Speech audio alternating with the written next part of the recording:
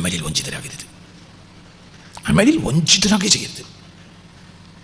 അമൽ പലപ്പോഴും നമ്മളെ വഞ്ചിക്കും. അമലുകൾ നമുക്ക് തോന്നിപ്പിക്കും നീ നല്ലവനാണ്. കടം ഒരകപ്പെടലല്ല, രോഗം ഒരകപ്പെടൽ അല്ല. നിനക്ക് സിഹർ ബാധിച്ചു, അതും അകപ്പെടലല്ല. ഒരാൾ നിനക്ക് സിഹർ ചെയ്തു, ചിലർ പറയും സിഹർ ചെയ്താൽ ഈമാൻ കിട്ടാതെ മരിക്കുന്നു. ഇജ്ജ് അള്ളാഹുലേക്ക് കൈ ഉയർത്തിയാൽ മതി. അള്ളാഹു നീതിമാനാണ്. ഇജ്ജ് പേടിക്കണ്ട. ഇജ്ജ് വേറൊരു വഞ്ചിതനാകണ്ട. എൻ്റെ സിഹർ മരിക്കുന്നവരെ മാറിയിട്ടില്ലെങ്കിലും മരണം നിനക്ക് ഈമാൻ തരേണ്ടവൻ ആരാണ്? അള്ളാഹു. ഇജ്ജ് പേടിക്കണ്ട. ഇതൊക്കെ നാട്ടുമര്യാദകൾ പലരും പറയും. ഇതൊന്നും ഇജ്ജ് വെച്ചാറണ്ട. നിനക്ക് റബ്ബെ നന്നാവണമല്ലോ എന്ന ചിന്ത. അതേ സമയത്ത് നന്നാവാൻ നിനക്ക് കഴിയുന്നുമില്ല, പലതുകൊണ്ട് കഴിയാതിരിക്കും. പക്ഷെ നിൻ്റെ മനസ്സ് നീറും, നന്നാവണമല്ലോ. നിൻ്റെ റബ്ബ് നീതിമാനായ നിയ്യത്തുൽ മുഅ്മിനി ഖൈറുൻ മിൻ അമലിഹി. അമലിനേക്കാൾ പ്രധാനം എപ്പോഴും നിയ്യത്താണ്. എൻ്റെ മനസ്സിലുണ്ട് നന്നാവണമെന്ന്. പക്ഷെ എന്തൊക്കെ ചില കാരണത്താൽ നിനക്ക് നന്നാവാൻ കഴിയില്ല. അന്ത്യനാളിൽ അമാലും അവരുടെ അമലുകളാകട്ടെ ജിബാലി തിഹാമ, തിഹാമയിലെ പർവ്വതങ്ങളുടെ അത്രയുണ്ടാവും.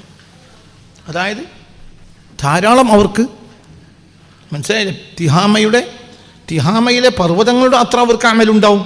അതിന് മാത്രം അമലുണ്ടാവും, വലിയ അമലുകളുണ്ടാവും. തിഹാമയിലെ പർവ്വതങ്ങളുടെ അത്ര എന്ന് പറഞ്ഞാൽ അറബ് ലോകത്ത് ഏറ്റവും പ്രശസ്തമായ പർവ്വത ശിഖരങ്ങളുള്ള ഏരിയയാണ് എന്ത്? തിഹാമ. മനസ്സിലാവുണ്ട് പറഞ്ഞത്? തിഹാമയിലെ പർവ്വതങ്ങളുടെ അത്രയുണ്ടാവും അവർക്ക് അമലുകൾ. അമാലുഹും, അവർ അള്ളാഹുവിൻ്റെ കോടതിയിൽ വരുമ്പോൾ അവരുടെ അമലുകൾക്ക് ജിബാലി തിഹാമ എത്ര ഉണ്ടാവും? തിഹാമയിലെ പർവ്വതങ്ങളുടെ അത്രയുണ്ടാകും അവർക്ക് അമലുകൾ. ഫയുമറു ബിഹിം ഇലന്നാരി, അള്ളാഹുവിൻ്റെ കോടതിയിലെത്തുമ്പോൾ അവരോട് നരകത്തിൽ പോകാൻ കൽപ്പിക്കപ്പെടും. നരകത്തിൽ പോയി, ഇവിടെ വരണ്ട, നിങ്ങളുടെ സ്ഥലം നരകമാണെന്ന് അവരോട് പറയും. എത്ര ഉണ്ട് അവർക്ക് അമലുകൾ? ഞാൻ പറയല്ല, എത്ര ഉണ്ട് അവർക്ക് അമലുകൾ? തിഹാമയിലെ പർവ്വതങ്ങളുടെ അത്ര. ജിബാലി തിഹാമ. ജബൽ എന്ന വാക്കിൻ്റെ ബഹുവചനമാണ് ജിബാലി. ജിബാലി തിഹാമ. അവരുടെ അമലുകൾ എത്രയുണ്ടാവും? തിഹാമ പ്രദേശത്തെ പർവ്വതങ്ങളുടെ അത്ര അവർക്ക് അമലുകളുണ്ടാവും, അത്രയുണ്ടാവും. അവർ അള്ളാഹുവിൻ്റെ കോടതിയിലെത്തുമ്പോൾ ഫയുമറു ബിഹിം ഇലന്നാരി, അവരെ നരകത്തിലേക്ക് കൽപ്പിക്കപ്പെടും. വേഗം നരകത്ത് പോയിക്കോളിന്ന് പറയും. അപ്പോൾ കൊല്ലിന ഞങ്ങൾ ചോദിച്ചു, മുസല്ലീന യാ റസൂലല്ലാഹ്, അവർ നിസ്കാരക്കാരാണോ നബിയെ? ഞാൻ മുസല്ലീൻ, നിസ്കാരക്കാർ തന്നെയാണ്. അതെ കാനു യുസല്ലൂന, അവർ നിസ്കാരക്കാരാണ്. യസൂമൂന, നോമ്പ് വിൽക്കുന്നവരാണ്, എല്ലാം ചെയ്യുന്നവരാണ്. യഖുദൂന ഹന്നത മിനൽ ലൈലി, രാത്രിയിൽ ഒരു സമയമെങ്കിലും തഹജ്ജുദ് നിസ്കരിക്കുന്നവരാണ്. ഒക്കെ ഉണ്ട് അവർക്ക് നിസ്കാരമുണ്ട്, നോമ്പുണ്ട്. അവർ രാത്രിയിലെ ഒരു സമയമെങ്കിലും തഹജ്ജുദിന് ചെലവഴിക്കുന്നവരാണ്. അവർക്ക് നിസ്കാരമുണ്ട്, നോമ്പുണ്ട്, എന്തുവരെ ഉണ്ട്. നട്ടപ്പാതിരക്ക് എണീറ്റിട്ട് അള്ളാഹുവിലേക്ക് കൈ ഉയർത്തി നിസ്കരിച്ച് കൈ ഉയർത്തുന്ന പണിയാണല്ലോ എന്ത്? തഹജ്ജുദ്. അതുവരെ അവർക്കുണ്ട്, എല്ലാമുണ്ട്. ഞാൻ എപ്പോഴും നിങ്ങളോട് ഈ 353 ഈ ക്ലാസ്, ഇതിനിടയിൽ ഏറ്റവും പറഞ്ഞ ഒരു കാര്യം അമലിൽ വഞ്ചിതരാകരുത് എന്നാണ്. അമലിൽ വഞ്ചിതരാകരുത്. അമൽ ചെയ്യാതെയും ഇരിക്കരുത്, എന്നാൽ അമലിൽ വഞ്ചിതരാകരുത്. ഒരുത്തൻ്റെ അമൽ കണ്ട് നിങ്ങൾ വഞ്ചിതനാകണ്ട, നിങ്ങളുടെ അമലിലും നിങ്ങൾ വഞ്ചിതനാകണ്ട. നിങ്ങൾ എന്നാൽ നമ്മൾ 1-ാം നമ്പർ ഞാൻ തന്നെ. വേറൊരാളുടെ അമലിൽ വഞ്ചിതനാകണ്ട, നിങ്ങളുടെ അമലിൽ, നമ്മുടെ അമലിൽ നമ്മളും വഞ്ചിതരാകണ്ട. അമൽ ഫുറൂഇയ്യാത്താണ്. അമൽ അടിസ്ഥാനപരമായ കാര്യമേ അല്ല. അമൽ ഉസൂലിയാത്തല്ല, അടിസ്ഥാനമല്ല, ശാഖാപരമായ കാര്യമാണ്. അമൽ കൊണ്ടൊരു വ്യക്തിയും നന്നാവൂല. നന്നായവർ അമൽ ചെയ്യുമെന്നേ ഉള്ളൂ. ഇനി ഞാനത്തെ ക്ലാസ്സിൽ ഈ ഇരിക്കുന്ന കുട്ടികളോട് ഞാൻ പറഞ്ഞിട്ടുണ്ട്, അമലിൽ വഞ്ചിതരാകരുത്, അമലിൽ വഞ്ചിതരാകുക ചെയ്യരുത്. അമൽ പലപ്പോഴും നമ്മളെ വഞ്ചിക്കും. അമലുകൾ നമുക്ക് തോന്നിപ്പിക്കും നീ നല്ലവനാണ്. അതേ സമയത്ത് നമ്മൾ നന്നാവുകയില്ല. കാരണം നമ്മളെ ഭാഷയിൽ നിസ്കാരം, നോമ്പും സുന്നത്തും തഹജ്ജുദും ഉള്ള നമ്മൾ ആരായിരിക്കും? നല്ലവരായിരിക്കും.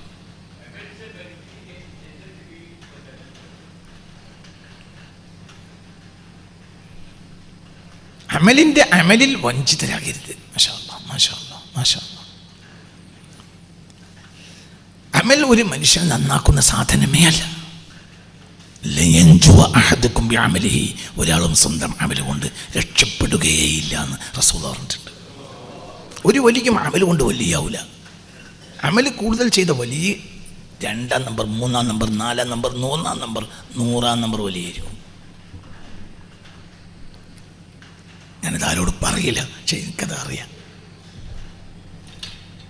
അവൻ പകൽ നിസ്കരിക്കണ വലിയ പാപ്പ 100-ാം നമ്പർ വലിയ പാപ്പ ആയിരിക്കും. ഒരു മനുഷ്യനും അമലുണ്ടെന്നാവില്ല. നല്ലൊരു അമൽ ചെയ്യും, ചെയ്യാതിരിക്കും. നല്ലൊരു അമലിയും ചിലപ്പോൾ സാധാരണ അമൽ ചെയ്ത് നിർത്തും, ചിലപ്പോൾ കുറച്ചും കൂടി കൂടുതൽ അമൽ ചെയ്തേക്കാം. ചിലപ്പോൾ അമൽ ചെയ്യുന്നോണ്ടല്ല ഉണ്ടോയെന്ന് വേറുള്ളൊരു അറിയാനല്ല, അങ്ങനെയും ഇരിക്കാം. അതേ സമയത്ത് ഒരു സമയം മൊത്തം അമലോ ഇരിക്കും. അവരുടെ അമൽ വേറുള്ള ആൾ അറിയില്ല, അങ്ങനെ ഉണ്ടാവും. ഒക്കെ വലിയ ബാബുകളാണ്, ആ ഭാഗത്തേക്ക് പോകണ്ട, തിരിച്ചു വരും. അപ്പം ഇവർക്ക് മുസ്തഫ നബി പറയാം, അനസ് റളിയല്ലാഹു അൻഹു റിപ്പോർട്ടറാണ്. അബൂ ത്വാലിബിൽ മക്കി തങ്ങൾ ലോകപ്രശസ്തനായ മഹാപണ്ഡിതനാണ്. അവരുടെ കിതാബ് എന്നാണ് ഞാൻ വായിച്ചത്. 1-ാം വാള്യത്തിൻ്റെ അവസാന ഭാഗം കിതാബ് നിങ്ങളെ മുന്നിൽ ഹാജരാക്കി. ലയജിഅന്ന അഖ്വാമുൻ യൗമൽ ഖിയാമ, അന്ത്യനാളിൽ ചില ജനങ്ങൾ വരിക തന്നെ ചെയ്യും. അഅമാലുഹും, അവരുടെ അമലുകളാകട്ടെ, കജിബാലി തിഹാമ, തിഹാമയിലെ പർവ്വതങ്ങളുടെ അത്ര അമലുകൾ ഉണ്ടാവും അവർക്ക്. പിന്നെ അവരോട് നരകത്തിലേക്ക് കൽപ്പിക്കപ്പെടും, നരകത്ത് പോയി കൊള്ളി എന്നറിയും. അപ്പോൾ സ്വഹാബികൾ ചോദിച്ചു, യാ റസൂലല്ലാഹ് മുസല്ലീൻ, നിസ്കരിക്കുന്നവരാണോ അവർ? നാം മുസല്ലീൻ, നിസ്കരിക്കുന്നവരാണ്. പിന്നെ ഒന്നുകൂടി എക്സ്പ്ലെയിൻ ചെയ്തു ഹബീബ റസൂലുള്ളാഹ്, കാനൂ യുസല്ലൂന വയസൂമൂന വയഖൂദൂന ഹന്നത മിനൽ ലൈൽ, അവർ നിസ്കരിക്കും സാധാരണയായി, നോമ്പുൽക്കും. മാത്രമല്ല എല്ലാ രാത്രിയിലും ഒരു അല്പഭാഗമെങ്കിലും അവർ എന്തിന് ചെലവഴിക്കും? തഹജ്ജുദ് നിസ്കരിച്ച് അള്ളാഹിൻ്റെ മുന്നിൽ പൊട്ടിക്കരയും. എല്ലാവർക്കും ഉണ്ട്.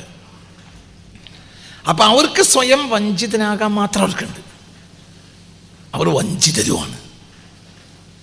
അപ്പം പിന്നെ എന്താണ് അവരുടെ ചാർജ് ഷീറ്റ്, അവരെ FIR-ൽ എന്താ എഴുതിയത്, അതാണ് ഞാൻ നോക്കേണ്ടത്. എന്താ നമ്മൾ പഠിക്കണത്? എന്താ നമ്മൾ പഠിക്കണത്? നമ്മളെന്തോ പഠിക്കുകയാണല്ലോ. 5-6 അതെ. അകപ്പെടൽ എന്നാൽ എന്താണ്? കടം ഒരകപ്പെടലല്ല, രോഗം ഒരകപ്പെടൽ അല്ല. നിനക്ക് സിഹർ ബാധിച്ചു, അതും അകപ്പെടലല്ല. ഒരാൾ നിനക്ക് സിഹർ ചെയ്തു, ചിലർ പറയും സിഹർ ചെയ്താൽ ഈമാൻ കിട്ടാതെ മരിക്കുന്നു. ഇജ്ജ് അള്ളാഹുവിലേക്ക് കൈ ഉയർത്തിയാൽ മതി, അള്ളാഹു നീതിമാനാണ്. ഇജ്ജ് പേടിക്കണ്ട, ഇജ്ജ് വേറുള്ളൊരു വഞ്ചിതനാകണ്ട. എൻ്റെ സിഹർ മരിക്കുന്നവരെ മാറിയിട്ടില്ലെങ്കിലും മരണദിനത്ത് ഈമാൻ തരേണ്ടവൻ ആരാണ്? അള്ളാഹു. ഇജ്ജ് പേടിക്കണ്ട. ഇതൊക്കെ നാട്ടുമര്യാദകൾ പലതും പലരും പറയും, ഇതിലൊന്നും ഇജ്ജ് വെച്ചറണ്ട. നിനക്ക് റബ്ബെ നന്നാവണമല്ലോ എന്ന ചിന്ത. അതേ സമയത്ത് നന്നാവാൻ നിനക്ക് കഴിയുന്നില്ല, പലതുകൊണ്ട് കഴിയാതിരിക്കും. പക്ഷെ നിൻ്റെ മനസ്സ് നീറും, നന്നാവണമല്ലോ. നിൻ്റെ റബ്ബ് നീതിമാനായ. നിയ്യത്തുൽ മുഅ്മിനി ഖൈറും മിൻ അമലിഹി, അമലിനേക്കാൾ പ്രധാനം എപ്പോഴും നിയ്യത്താണ്. എൻ്റെ മനസ്സിലുണ്ട് നന്നാവണമെന്ന്, പക്ഷെ എന്തൊക്കെ ചില കാരണത്താൽ നിനക്ക് നന്നാവാൻ കഴിയില്ല. ഞാനിതിൻ്റെ ഒരു പഴുത് പറഞ്ഞിട്ട് പുറത്തേക്ക് ചാടിക്കല്ല, പക്ഷെ എന്നാലും ചില മനുഷ്യന്മാർ എനിക്കറിയാം, നമ്മളൊക്കെ അള്ളാഹു ആ കൂട്ടത്തിൽ നല്ലവരിൽ പെടുത്തട്ടെ. ചിലപ്പോൾ നന്നാവാൻ കഴിയില്ല, പക്ഷെ മലപ്പോലെ ആഗ്രഹം ഉണ്ടാവും. എന്തിന്? നന്നാകാൻ. ഈ ആഗ്രഹം നീ ആരുടെ മുന്നിൽ സദാസമയം പറയും? റബ്ബിൻ്റെ മുന്നിൽ. ഒരു നിസ്കാരക്കാരനെ, നോമ്പുകാരനെ, ഒരു സ്വാലിയായ മനുഷ്യനെ കണ്ട നിൻ്റെ മനസ്സ് വേദനിക്കും. റബ്ബേ എനിക്ക് അങ്ങനെ ആകാലോ, ആകെ ഞാൻ പ്രശ്നം ആകണം, ആയാൽ എത്ര നന്നായിരുന്നു. മനസ്സിലോണ്ട് പറഞ്ഞത്? ചിന്തിക്ക്. ഇജ്ജ് പേടിക്കണ്ട, നിൻ്റെ റബ്ബ് നീതിമാനാണ്. ഇജ്ജ് പേടിക്കാൻ തന്നെ വേണ്ട. ജോലി പറഞ്ഞാൽ ജോൻ ചെയ്തിനാണ്ട്, റബ്ബ് നീതിമാനാണ്. നിൻ്റെ ആഗ്രഹം റബ്ബ് നടത്തിത്തരും. കാരണം അവൻ റഹ്മാനും റഹീമുമാണ്. ജോലി പറഞ്ഞോ കേൾക്കണ്ട. മനസ്സിലാണ്ട് പറഞ്ഞത്? അതിലൊന്നും വഞ്ചിതനാകണ്ട. അള്ളാഹു നമ്മളെ നന്നാക്കി തരട്ടെ. അപ്പം എന്താണ് അകപ്പെടൽ? അതാണ് നമ്മൾ പഠിക്കുന്നത്. ഒരാൾക്ക് സിഹർ ബാധിച്ചു, അതൊരു അകപ്പെടലല്ല. കണ്ണീർ ബാധിച്ചു, അത് അകപ്പെടലല്ല. അതൊന്നും അകപ്പെടല. സിഹറിൻ്റെ കാരണക്കാരൻ ഇയാളല്ലല്ലോ, വേറെ ആൾ ചെയ്തല്ലേ. കണ്ണീർ ബാധക്കാരൻ ഇയാളല്ലല്ലോ. അയാൾക്ക് നിഅമത്ത് അല്ലാഹ് കൊടുത്തപ്പോൾ വേറെ തന്നെ അസൂയപ്പെട്ടല്ലേ. ഈ നിഅമത്തിൻ്റെ കാരണക്കാരനും അയാളല്ലല്ലോ, ആ നിഅമത്ത് റബ്ബ് കൊടുത്തല്ലേ. ഇബ്ലീസ് ആദം നബി അലൈഹി സ്വലാത്തു വസ്സലാമിനോട് അസൂയ കാണിച്ചപ്പോൾ ആദം നബി ഉത്തരവാദിയാണോ? ഉത്തരവാദി ആരെന്നെയാണ്? പറ കുട്ടി. ലോകത്താദ്യമായി കണ്ണീർ ബാധിച്ച ആൾ ആരാണ്? സയ്യിദുന ആദം. എന്താ കണ്ണീറിൻ്റെ അടിസ്ഥാനം? എന്താ കണ്ണീറിൻ്റെ അടിസ്ഥാനം? മറ്റൊരാളുടെ അത്യാഗ്രഹം, അസൂയ. അൽഐനു ഹഖ്ഖുൻ യഅതി ബിഹ ശൈത്വാനു വഹസദു ബിനി ആദമ. രണ്ട് കാരണം കൊണ്ടാണ് കണ്ണീറുണ്ടാവുക. ഒന്ന് പിശാച് കൊണ്ടുവരും, രണ്ട് അസൂയ. ലോകത്താദ്യമായി അസൂയ ബാധിച്ചതാർക്കാണ്? അസൂയ. ലോകത്ത് ആദ്യത്തെ അസൂയക്കാരൻ ഇബ്ലീസാണ്. ലോകത്താദ്യമായി അസൂയ ബാധിച്ചതാർക്കാണ്?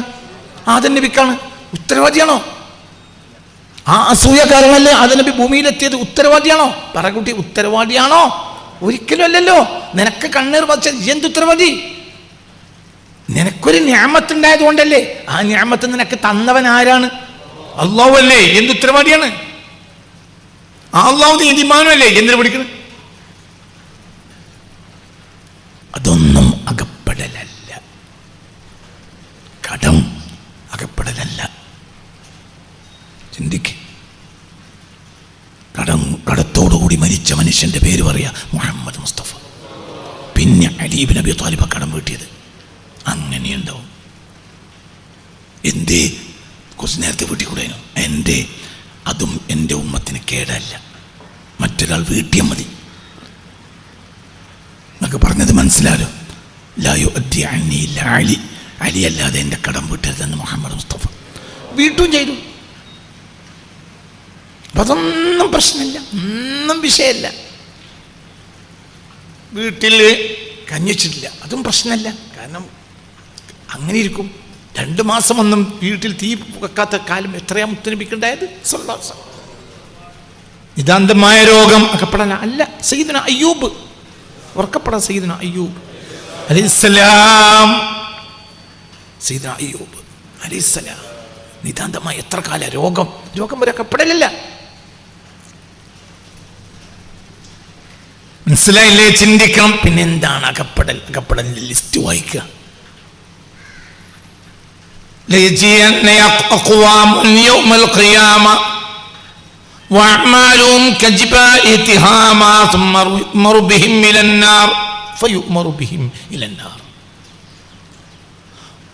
قلنا مصلين يا رسول الله قال نعم مصلين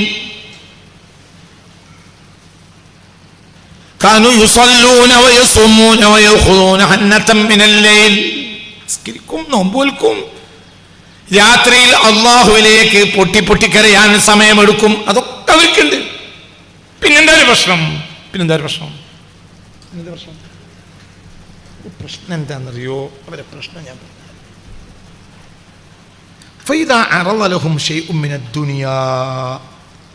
ദുനിയാവിലെ ഒരു നേട്ടം കൈക്കലാക്കാൻ ഒരു അവസരം കിട്ടിയാൽ വസബു അലൈഹി, അതിൻ്റെ മേൽ അവർ ചാടും. അതാണ് ഒരു പ്രശ്നം. എന്താ പറഞ്ഞേ? അപ്പോൾ ഒറ്റ FIR ഒന്നേ എഴുതിയിട്ടുള്ളൂ. എന്ത്? ദുനിയാവിൽ ഒരു നേട്ടം കൈക്കലാക്കാൻ ഒരു അവസരം അവർക്ക് കിട്ടിയാൽ പെട്ടെന്ന് അതിൻ്റെ മേൽക്ക് അവർ ചാടും.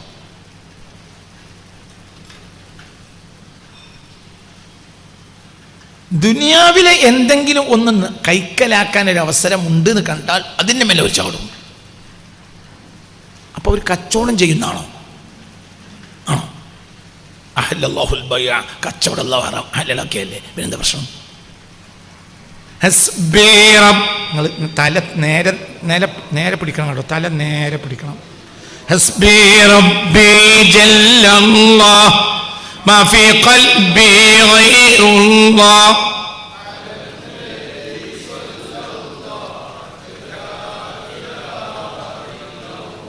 കച്ചവടം തെറ്റാണ്. മൂത്ത പുതിയപ്പളം വലിയ കച്ചവടക്കാരൻ, ഇളയ പുളിയപ്പളയാണ് കൂലിപ്പണിക്കാരൻ. മൂത്ത പുതിയാപ്പിൾക്ക് കച്ചവടം ഇല്ലാത്തൊരു പരിപാടിയില്ല, ഫുൾ ടൈം കച്ചവടം. ആര്?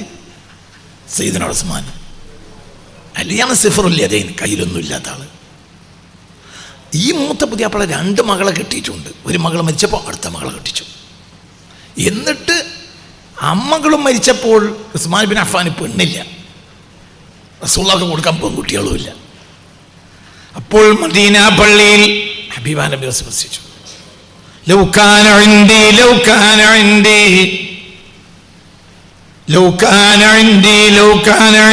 40 മിനൽ ബനാതി ലസവ്വജതുഹുന്ന ഉസ്മാന വാഹിദതൻ ബഅദ വാഹിദ.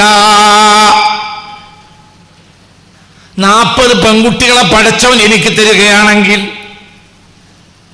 ലസവ്വജതുഹുന്ന ഉസ്മാന, ഈ 40 പെൺകുട്ടികളെ ഞാൻ ഉസ്മാനെ കെട്ടിച്ചു കൊടുക്കും. വാഹിദതൻ ബഅദ വാഹിദ, ഒന്ന് മരിച്ചാൽ അടുത്തൊന്നിനെ എന്ന കണക്കിൽ. എന്റെ അടുത്ത് കുട്ടികളില്ലാത്തതുകൊണ്ടാണ്, ഇല്ലെങ്കിൽ ഞാൻ ഉസ്മാനെ കെട്ടിച്ചു കൊടുക്കും. എനിക്ക് അല്ലാഹു 40 പെൺകുട്ടികളെ തരിക, അങ്ങനെ ഉസ്മാനെ കെട്ടിച്ചു കൊടുക്കുക. ഉസ്മാനെ കെട്ടിക്കഴിഞ്ഞാൽ പെൺകുട്ടികൾ മരിക്കും. അപ്പൊ ഞാൻ അടുത്തേനെ കൊടുക്കും, അതും മരിക്കും. പിന്നെ ഞാൻ അടുത്തേനെ കൊടുക്കും, അതും മരിക്കും. ഒരു കിംവദന്തി മുനാഫിഖീങ്ങൾ പറഞ്ഞു പരത്തി, എന്ത് ഉസ്മാനെ കെട്ടിച്ചു കൊടുക്കരുത്, ഉസ്മാൻ കെട്ടിയാൽ പെൺകുട്ടികൾ മരിച്ചു. നബി തന്നെ ഇപ്പൊ കുടുങ്ങിയിട്ടുള്ളത് സല്ലല്ലാഹു അലൈഹി വസല്ലം. അപ്പൊ റസൂൽ മദീന പള്ളിയിൽ പ്രസംഗിച്ചു, എന്ത് ഞാനേ ഉസ്മാൻ ഇനി കെട്ടിച്ചു കൊടുക്കാത്ത എന്റെ കയ്യിൽ ഇല്ലാത്തോണ്ടാ. ഒന്ന് കഴിഞ്ഞാൽ അടുത്തോ, അത് കഴിഞ്ഞാൽ അടുത്ത്.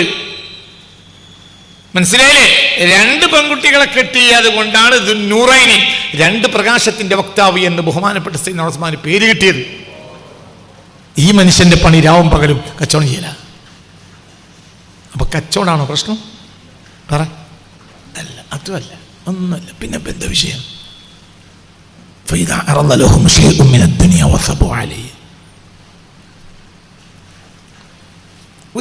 ഒന്ന് കൈക്കലാക്കാൻ ഒരു അവസരം നിനക്ക് കിട്ടിയാൽ അത് നീ കൈക്കലാക്കും. അതൊരകപ്പെടല. അള്ളാഹു അതിനെ തൊട്ട് കാത്തുരക്ഷിക്കട്ടെ. അതെന്ത് ദുനിയ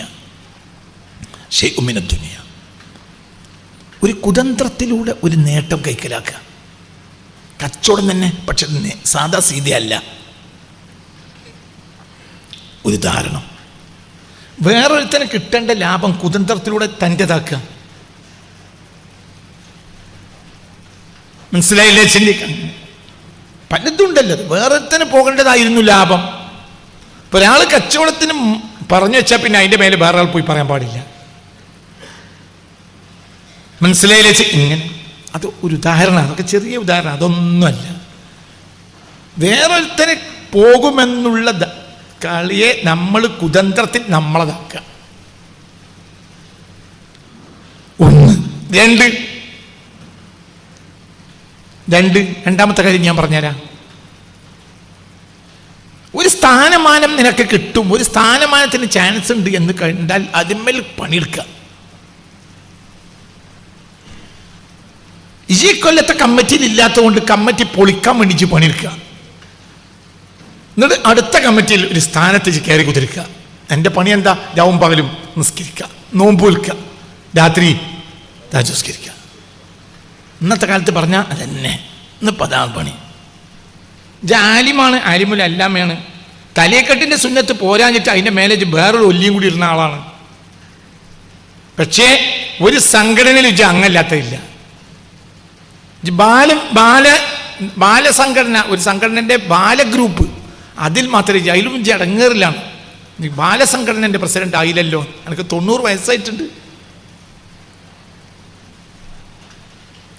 അതൊരു ഉദാഹരണം, അതും ഒരു ഉദാഹരണമാണ്. അത് മാത്രമൊന്നുമല്ല, അങ്ങോട്ട് കൂട്ടിക്കളി.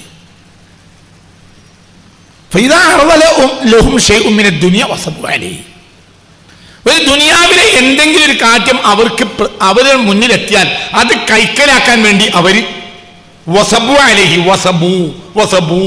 വസബൂ ഞാൻ എന്താ അർത്ഥം പറഞ്ഞത്? വസബൂ, അവർ ചാടും, അല്ലെങ്കിൽ അതിന്റെ മേലെ കണി ചാടും. അത് കൈക്കലാക്കണം.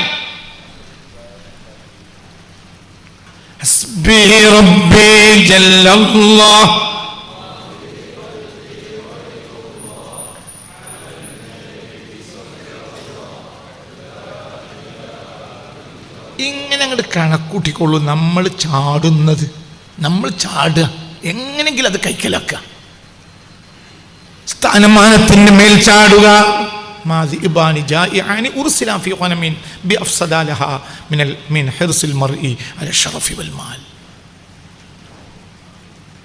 രണ്ട് വിശന്ന് പൊരിഞ്ഞ ചെന്നായ്ക്കളെ ഒരാട്ടിന്റെ അടുക്കിലേക്ക് കയറൂരി വിടപ്പെട്ടാൽ പോലും സ്ഥാനമാനങ്ങൾക്കും ധനത്തിനും വേണ്ടി ചാടി ഓടി നടക്കുന്ന ആളുകൾ എൻ്റെ സമുദായത്തെ കേടുവരുത്തുന്ന അത്രയൊന്നും 2 ആടുകൾ കൂടിയിട്ട് 2 ചെന്നായ്ക്കൾ കൂടി ഒരാടിനെ കേടുവരുത്തൂല എന്നാണ് മുഹമ്മദ് മുസ്തഫ.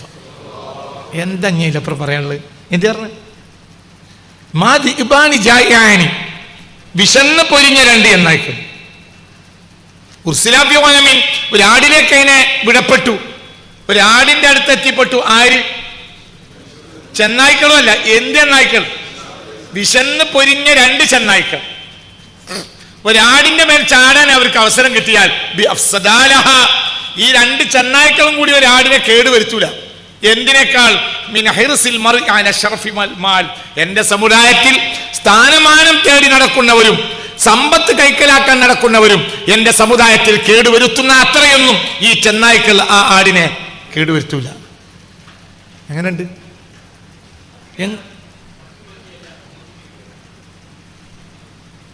മനസ്സിലായില്ലേ? പറഞ്ഞ ചിന്തിക്ക്. പഠിച്ചോ, നമ്മൾ നന്നാക്കി തരട്ടെ.